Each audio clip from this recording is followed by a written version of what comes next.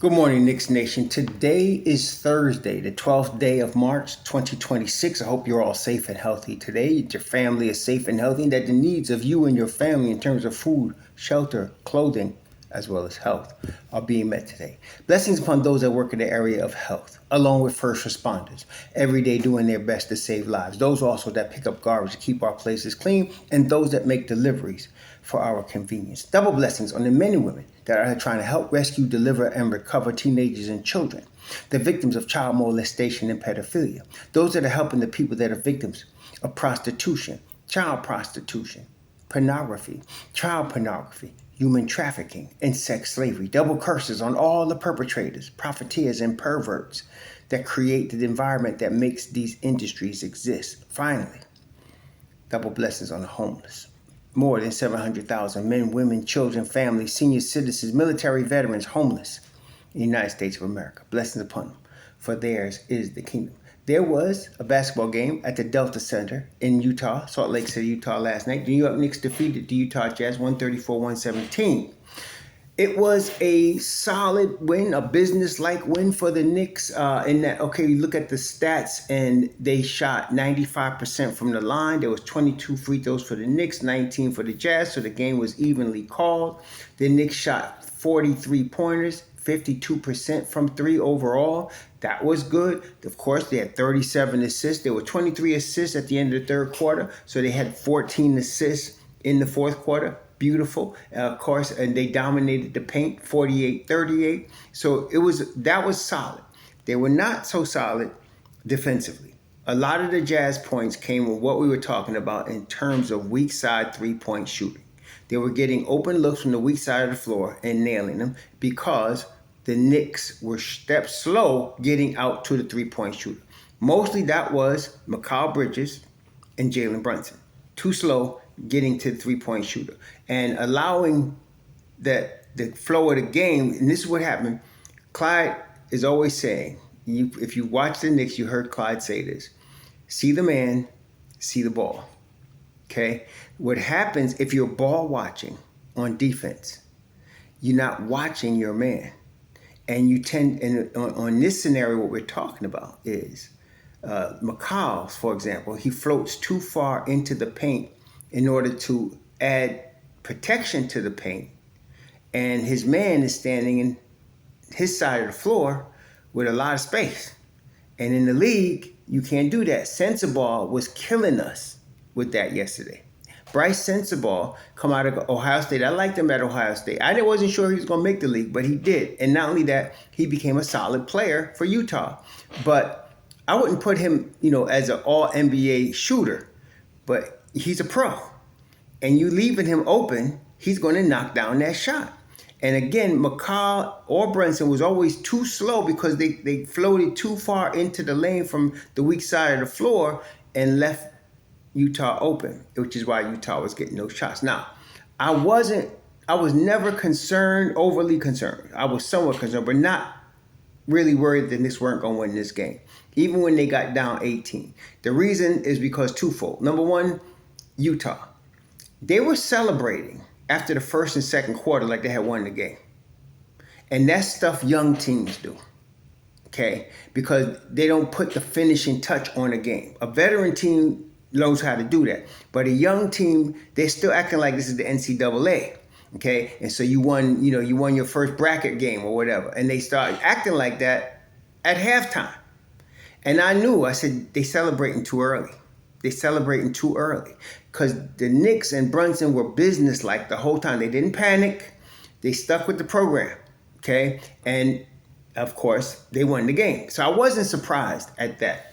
Like I said, I like how the Knicks handled this. This was a get-right type of game. And except for that, what I just mentioned, points in the paint, the three-point shooting, the rebounding, they out-rebounded them 45-38.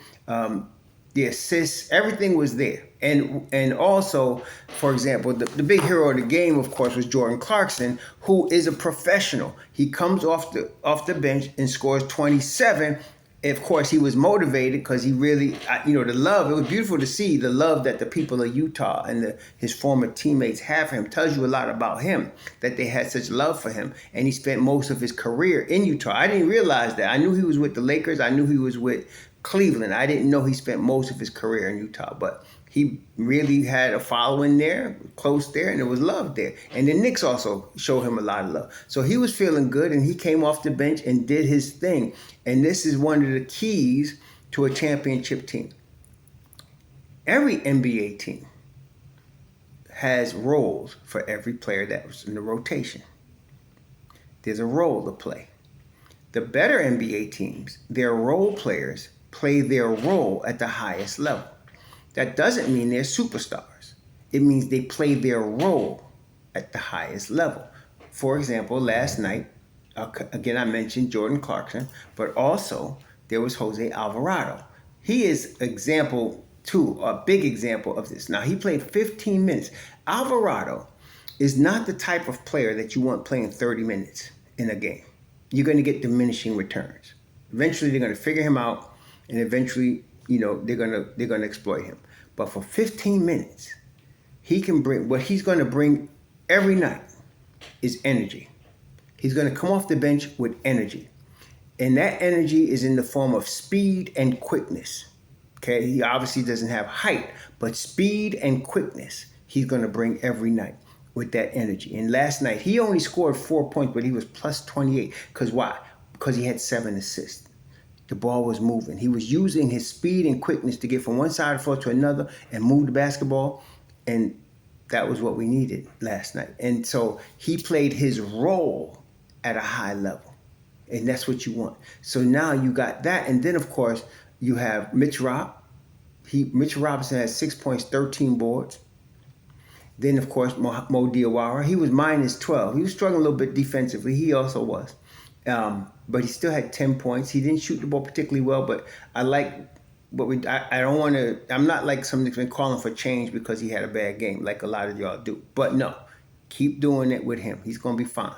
And then, of course, you had Jordan Clarkson, as I mentioned, 27 points, 10 of 15 from the field. I like that they were looking for him, especially Alvarado when he was on the floor. He was looking for him because he was hot.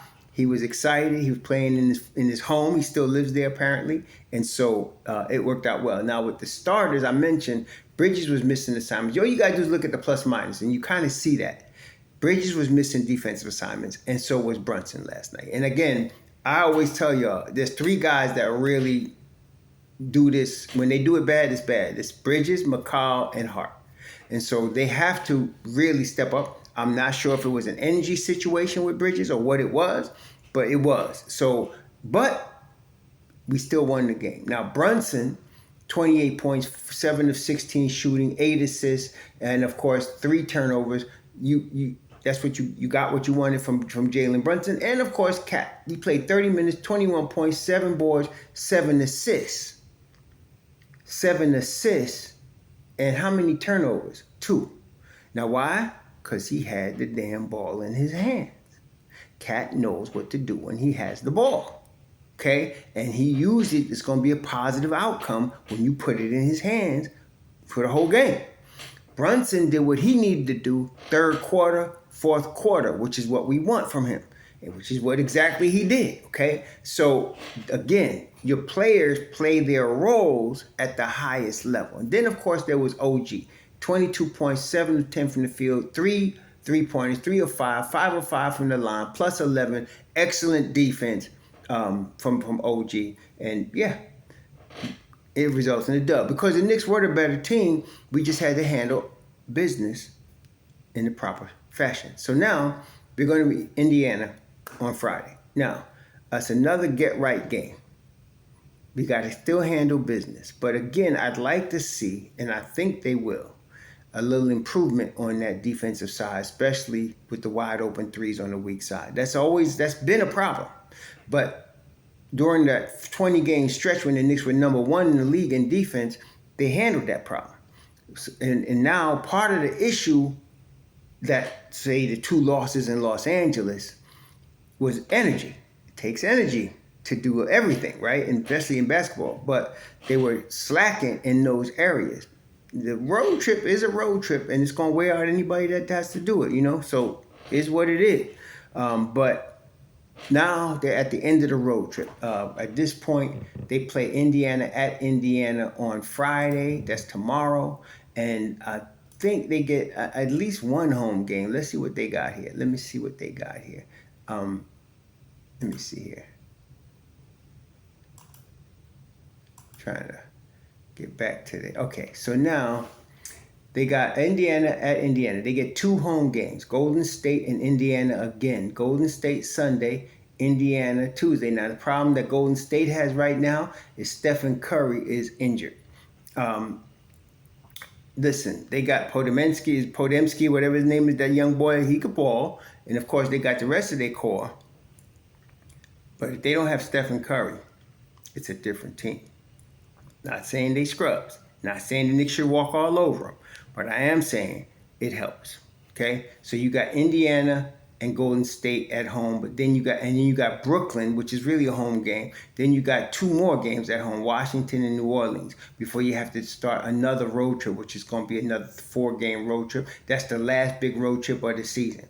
So it's time to suck it up. But they got opportunities here. So we go to Indiana Friday, Golden State and Indiana at home, then at Brooklyn, then Washington at home, then New Orleans. So we got an opportunity to get right.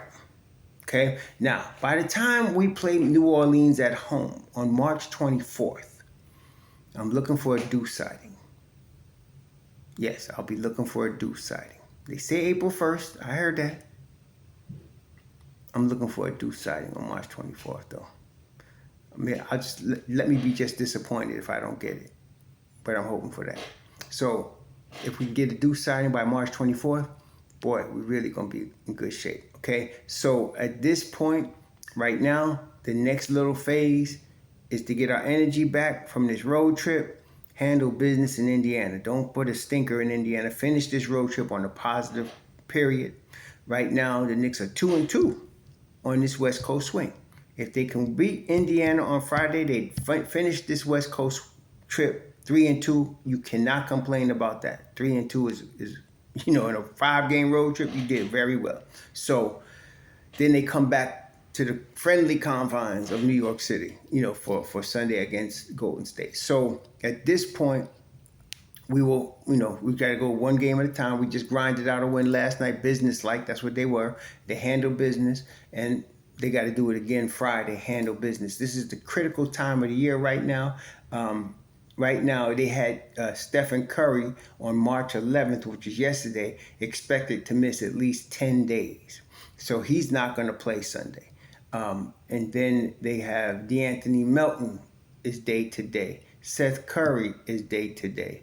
Moses Moody is out. Jimmy Butler is out. So they're missing a lot of people. Again, but this is the league. You can get some unknown G League dude that can come and drop 40. I mean, that's the way it happens, especially against the Knicks at Madison Square Garden. So we got business to handle. Meantime, the Celtics.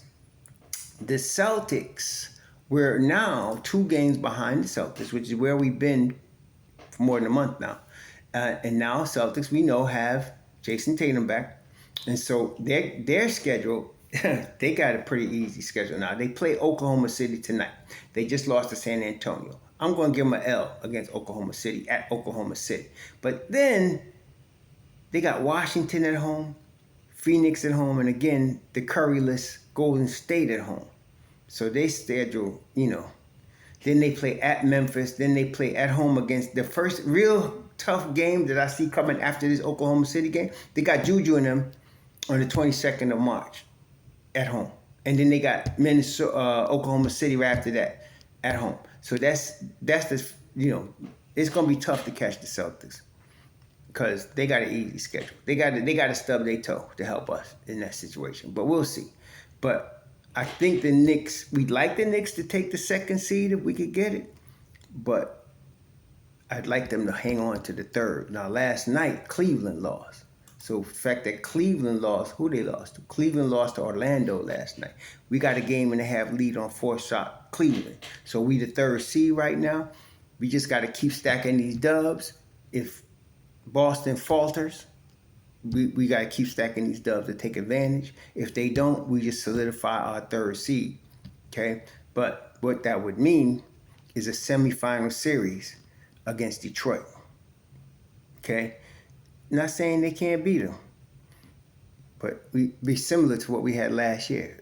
Except last year was a first round series. This would be a semifinal series. So the Knicks would play, if you looking at it like if the playoffs were to start today, Boston first Detroit would play the winner of Toronto Philly for the loser, the eighth seed. So Toronto Philly winner would become the seventh seed, and then that loser would play the Hawks Hornets winner to say who's the eighth seed. Whoever that is, Detroit plays them in the 7-game series. And today, Toronto would be playing Boston in the 7-game series.